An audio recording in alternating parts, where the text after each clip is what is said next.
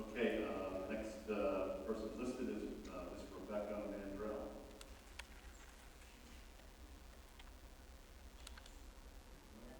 Compass, okay.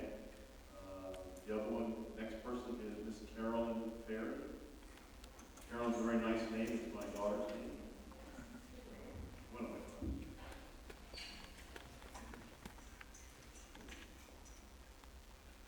I don't know if this is on. It's Is on. this on? It's on. Okay, this doesn't work very well. We can't hear that. My name is Carolyn Ferry. Well, feedback, no. I represent Palisades Park, the homeowners community immediately south of the power plant property.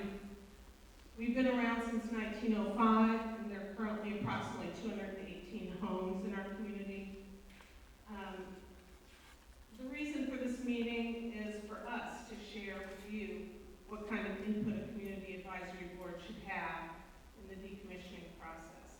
We believe a CAB should not be controlled or funded by the nuclear industry, but by a public source such as state or local government. The topics a CAB should provide input on include every important step that is taken in the decommissioning process, including should any proposed license transfer be approved. Each activity in the decommissioning process should be disclosed to the CAB, and it should have important input on any such activity that has an impact on local life, including the potential release of radiation into the air or the water, or anything creating noise or traffic or local concerns. Also, how should the spent nuclear materials be safely stored? That should be an area for input from the Community Advisory Board. The Community Advisory Board should not include people who represent the nuclear industry.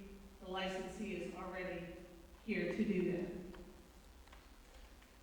that. In order to be effective, the Community Advisory Board should hold all of the licensee's activities up to the light for public input. There should be no secrets.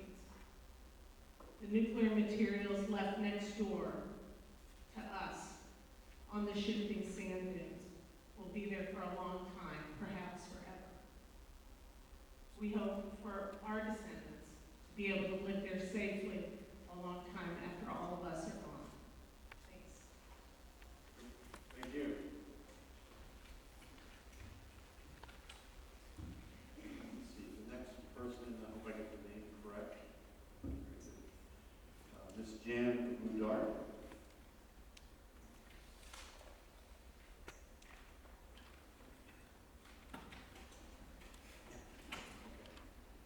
Take your time. Yeah, it's way up there.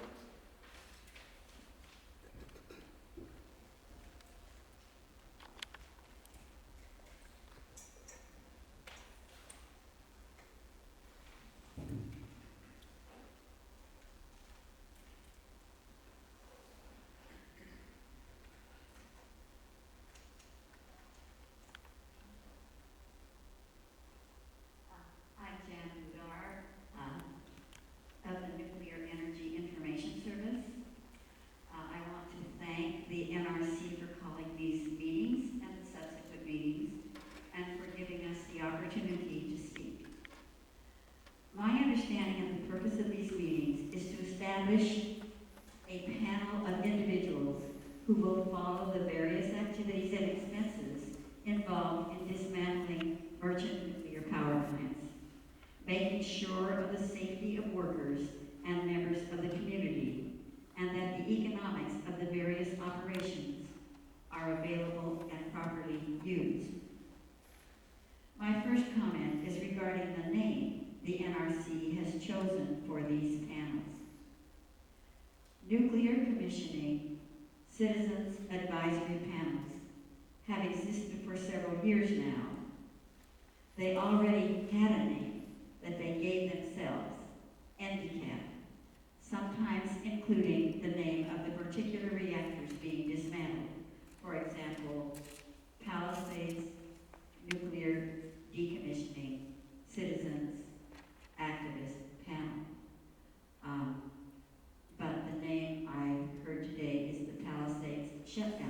Ocean, an entity that already existed before the NRC called this meeting and foisted upon everyone the name that they wanted.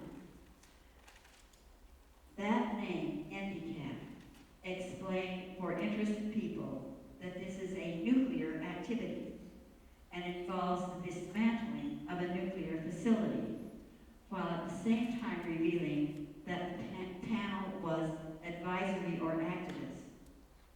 The name Citizens Advisory Board is not descriptive. It hides the nuclear intent of the activity and does not convey that an expensive and valuable resource is being removed from the community. NRC, by changing the name of an entity that already exists, is attempting to take control of this activity and change its nature to fit better into their secretive character. Just as in the Old Testament, when God let man name the animals, it was a way of giving man dominion over them. This is an accepted interpretation of that from many religion classes that I've taken. The NRC, by turning its back on the name already in use, is attempting to take control of the panel and shape its vision.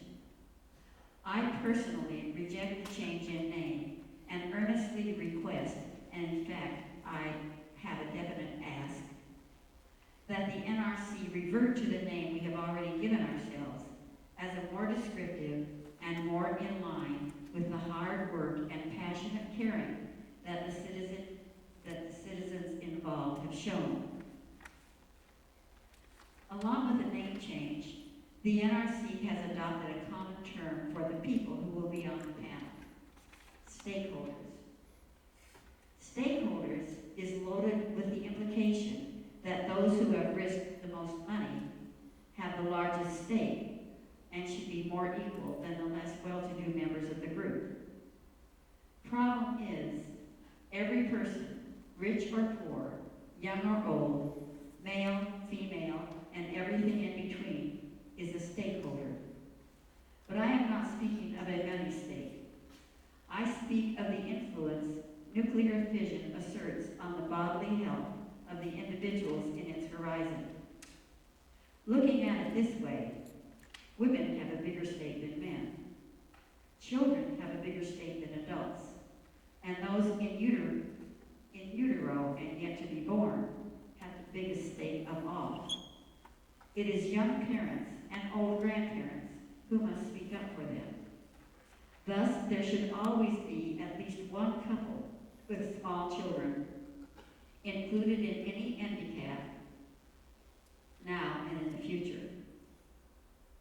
And in addition, more women than men should be chosen for the panel because of the effect of radiation upon them is greater. Again, I thank you for listening to my views on this subject. Here is my ask. Don't change the name of what already exists. Continue with the descriptive name that is already chosen. We are a nuclear decommissioning and dismantling citizens action panel.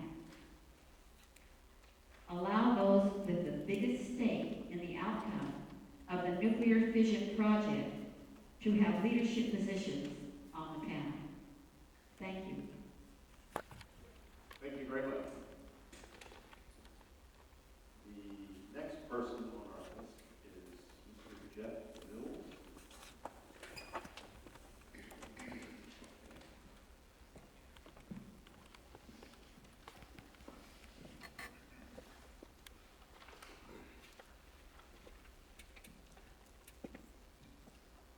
Good evening.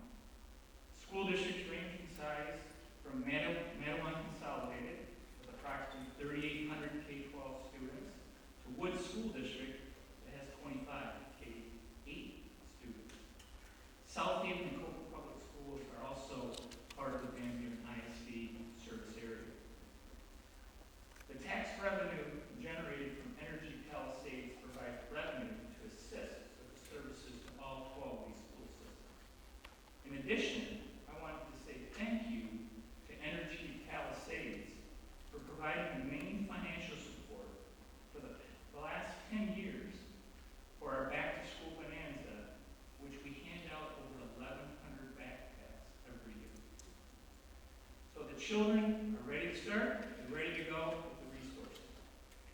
And it also